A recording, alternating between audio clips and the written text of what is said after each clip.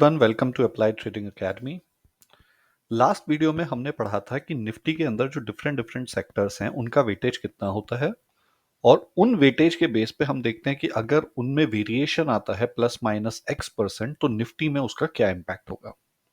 उसके बेस पे हम टॉप और बॉटम जानने की कोशिश कर रहे थे। आज सिमिलरली हम उसी वीडियो को उसी सीरीज को कंटिन्यू करते हुए इंस्टेड ऑफ सेक्टर्स आज हम स्टॉक स्पेसिफिक फोकस करेंगे कि निफ्टी के अंदर मेजर स्टॉक्स कितना वेटेज रखते हैं और उन पे अगर कुछ इंपैक्ट आता है प्लस माइनस x% तो निफ्टी किस तरीके से इंपैक्ट होगा। ये इस टाइम पे क्यों सबसे ज्यादा इंपॉर्टेंट है, क्योंकि इससे आपको पता चलेगा कि अगर आपका पोर्टफोलियो किसी लेवल पे है और अगर इन स्टॉक्स में एक नेक्स्ट लेवल सपोर्ट पे अगर वो पहुंचते हैं तो निफ्टी उसमें कितना गिरेगा, तो आपका पोर्टफोलियो कितना डाउन या कितना अप हो सकता है। Okay, so this is again not an investment advice, this video is only and only for educational purpose. So let's get started.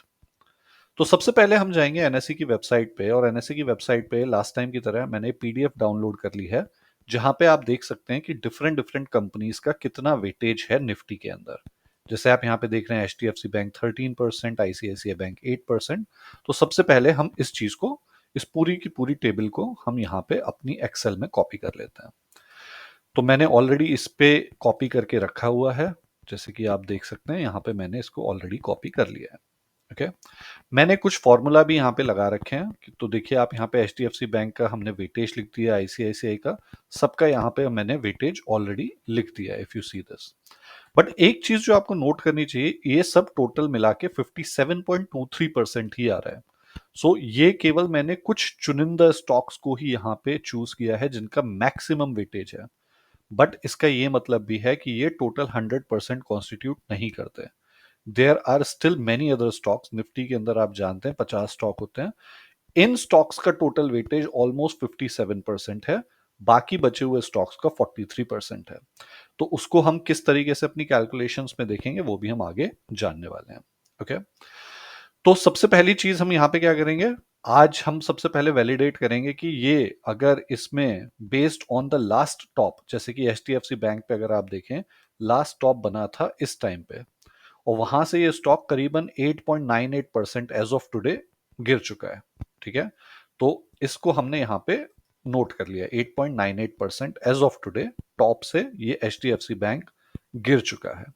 Similarly हमने आईसीआईसीआई बैंक का निकाला 8.79%, रिलायंस का अगर आप देखें 22.31%, इन्फी का 21.89%। तो इन सब वैल्यूज को मैंने यहां पे नोट डाउन कर लिया है।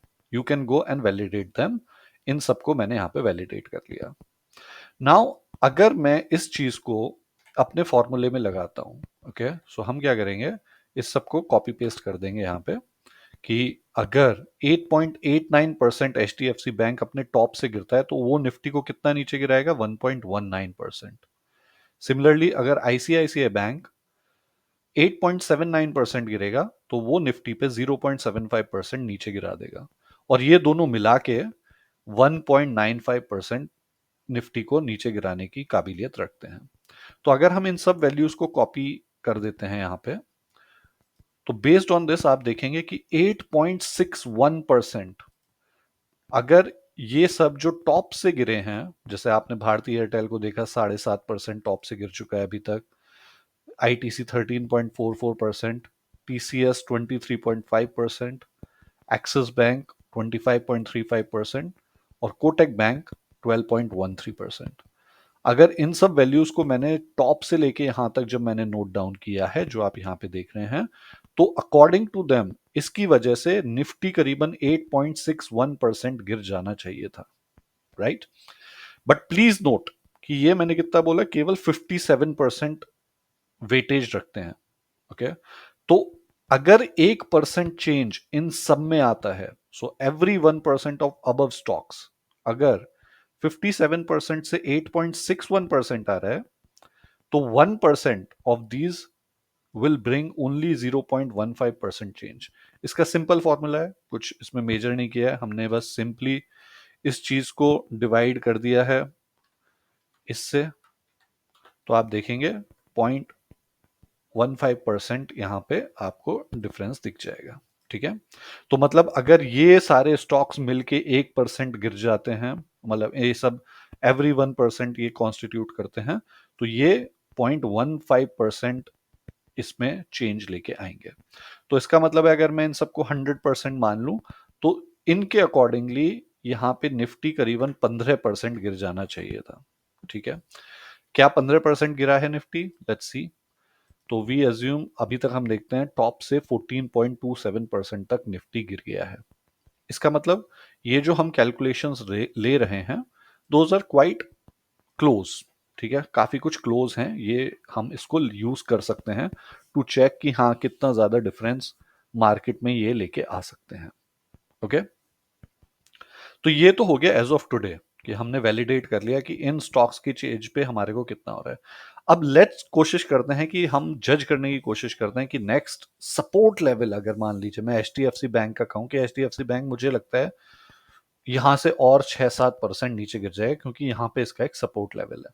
ठीक है, इसी तरीके से आईसीआईसीआई बैंक हमें और लगता है कि यहां से ये 7%, 6.94% और नीचे गिर सकता है। तो अब हम क्या कोशिश कर रहे हैं, हम अपने अजम्पशंस के बेस पे कि हमें लगता है कि ये एक अच्छा सपोर्ट है, ये लार्ज कैप स्टॉक्स हैं, यहां से इतने इससे ज्यादा तो ये आईसीआईसीआई बैंक नहीं गिरना चाहिए, इससे ज्यादा तो रिलायंस नीचे नहीं गिरना चाहिए। मैक्सिमम हमें आपके अजम्पशंस के बेस पे आपको ऐसा लगता है कि 11.61% मैक्सिमम नीचे गिर सकता है। इसी तरीके से इन्फोसिस का देखते हैं, भारतीय एयरटेल का 12.77%। अगर हम ये सब अजम्पशंस लेते हैं, और अगेन ये एक्सरसाइज आपको खुद करनी है, इसको आप बॉटम के लिए भी देख सकते हैं, सिमिलरली आप ऊपर के लिए भी देख सकते हैं कि ऊपर कितना जा सकता है।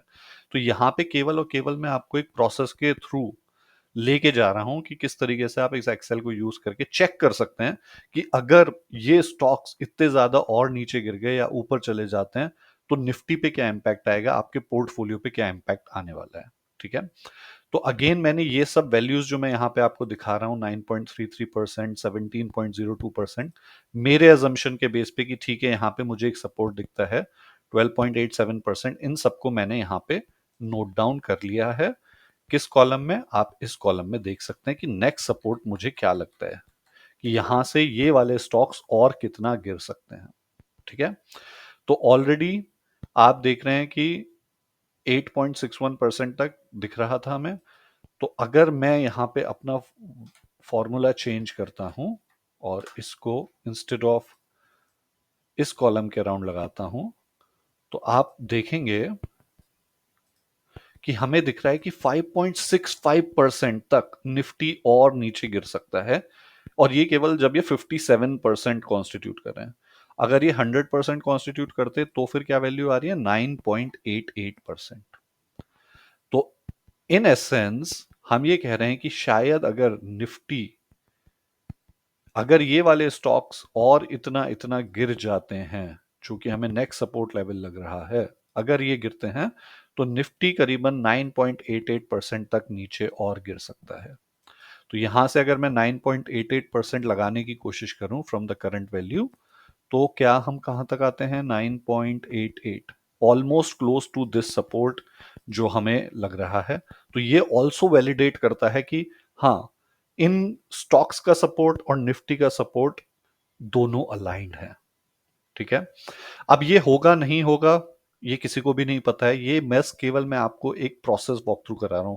मैं यहाँ पे किसी भी तरीके से आपको ये नहीं कह रहा कि निफ्टी यहाँ पे गिरने वाला है, निफ्टी यहाँ पे बढ़ने वाला है। No, not at all.